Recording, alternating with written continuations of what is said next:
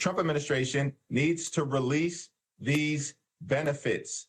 They have the funds for a contingency situation like we confront. This is more than quadrupled in cost for me. So it's just straight out. There's no way I would be able to afford this next year. It's putting stress on people. It's not fair to those people. It's also putting stress on the economy. Is SNAP and Social Security really enough to save you from the nightmare of inflation in 2025? Or are they just meager sums forcing millions of Americans to choose between eating and surviving?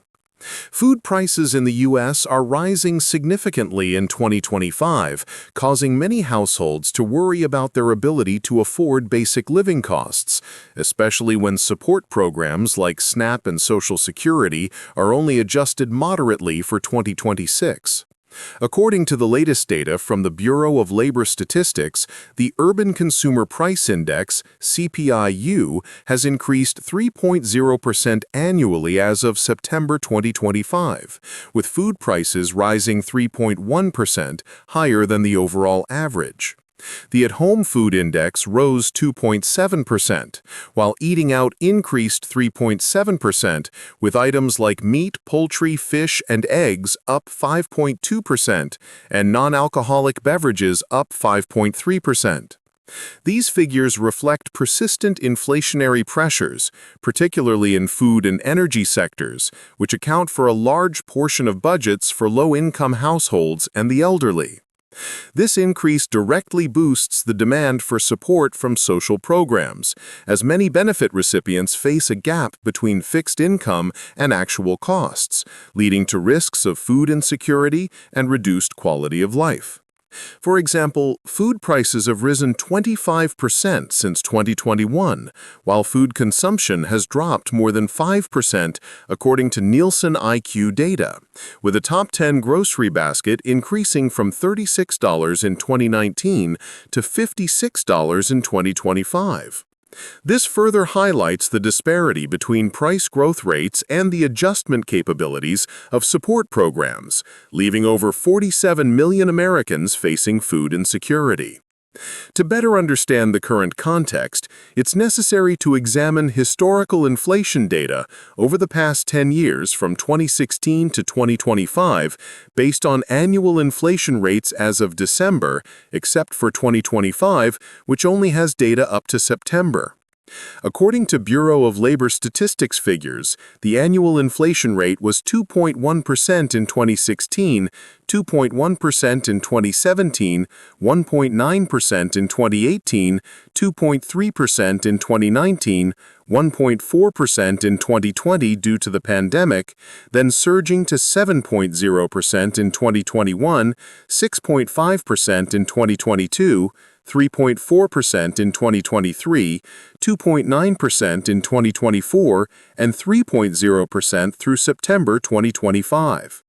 These numbers show that inflation in 2025 is at an average level compared to the recent decade, higher than the 2016 to 2020 period, where inflation was often below 2.5%, except for 2019, but higher than the post-pandemic peaks of 7.0% in 2021 and 6.5% in 2022, reflecting gradual stabilization after economic shocks, but still maintaining pressure above 3% in the last 2 years. The SNAP program, also known as Supplemental Nutrition Assistance Program, is adjusted annually to reflect food price inflation through the USDA's Thrifty Food Plan. For fiscal year 2026, starting October 1, 2025, maximum benefits have been increased to match living costs, with a single-person household receiving up to $298 in the 48 contiguous states and D.C., scaling up to $994 for a four-person household and adding $218 for each additional member. In higher-cost areas like Alaska, Hawaii, and Guam, benefits are higher. For example, a four-person household in Alaska could receive up to $1,995 in remote rural areas. These adjustments are based on food price inflation data from the previous June, aiming to maintain purchasing power for nutritious, affordable meals. However, the minimum benefit is only $24 for one- or two-person households in most states, and income criteria remain at 130% of the federal poverty level for gross income, equivalent to about $1,305 per month for an individual.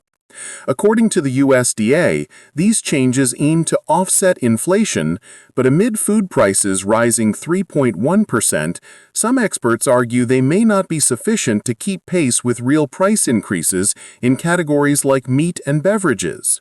Moreover, new laws from 2025 limit annual benefit increases to overall inflation only, not allowing larger adjustments based on thrifty food plan reevaluations until 2027, leading to situations where benefits fail to cover modest meal costs in 99% of counties by late 2024, according to the Urban Institute. This underscores the close link between food price inflation and heightened support needs, as SNAP serves about 40 million people, mainly children, seniors, and the disabled, groups most vulnerable to price fluctuations, with federal spending on benefits up 4.7% in the first 8 months of fiscal year 2025, compared to the previous year, reaching nearly $65 billion. Comparing to history, during high inflation periods like 2021 at 7.0%, SNAP was temporarily expanded, helping reduce food insecurity from 10.5% in 2020 to 10.2% in 2021. But 2025 at 3.0% still requires more flexible adjustments to avoid recurring shortages. For Social Security, the cost of living adjustment, COLA, for 2026 has been announced at 2.8%, applying to about 71 million beneficiaries starting January 2026, with SSI recipients beginning December 31, 2025. This increase is based on the Consumer Price Index for urban wage earners, CPI-U, leading to an average monthly boost of $56 for retirees, from about $2,008 to $2,064. Compared to 2025's COLA of 2.5%, the 2026 level is slightly higher but lower than the past decade's average of 3.1%.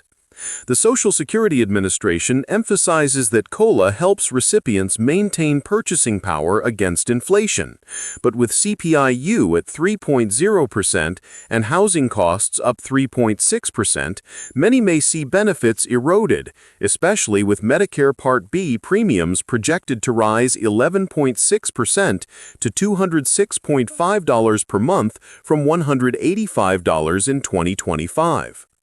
Some reports indicate that in states with high housing and healthcare costs, like California or New York, the COLA increase could provide greater benefits, but overall, persistent inflation may reduce the adjustment's effectiveness, especially when food and housing inflation exceeds COLA, leading to real purchasing power losses for seniors. From historical perspective, COLA has varied with inflation. For example, 5.8% in 2009 amid 3.8% inflation in 2008, but no COLA in 2010 and 2011 due to deflation, and a peak of 8.7% in 2023, reflecting 8.0% inflation in 2022, showing the system generally tracks but sometimes lags behind inflation peaks. Regarding whether SNAP and Social Security are sufficient to offset inflation in 2025 to 2026, the data presents a mixed picture. Social Security's 2.8% COLA is lower than the overall inflation of 3.0% and food inflation of 3.1%, meaning recipients may lose real purchasing power, especially with energy costs up 2.8% and housing rising higher.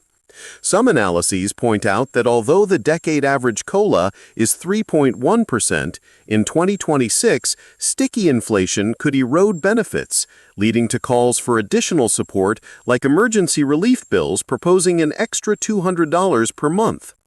For SNAP, adjustments based on the Thrifty Food Plan are designed to track food price inflation, and the 2026 benefit increases reflect that. But in urban or remote rural areas, actual costs may exceed maximum levels, leading to greater needs from local programs. For example, average SNAP benefits are only $190 per month per individual and $351 for a 4-person household, not enough for 3 weeks of healthy eating, when vegetable prices have risen 15% in the past year.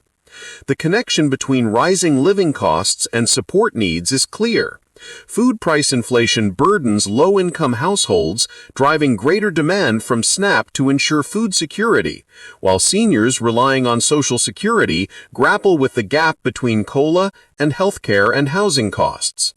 Forecasts for 2026 indicate inflation may continue at 2.5 to 3%, requiring close monitoring to assess these programs' effectiveness, especially with changes like expanded work requirements and purchase restrictions in SNAP starting 2025 per the 2025 One Big Beautiful Bill Act.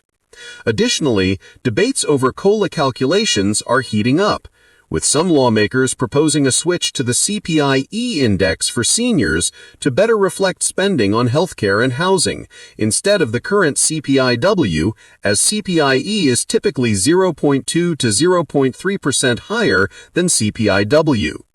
These changes could better compensate for inflation, but current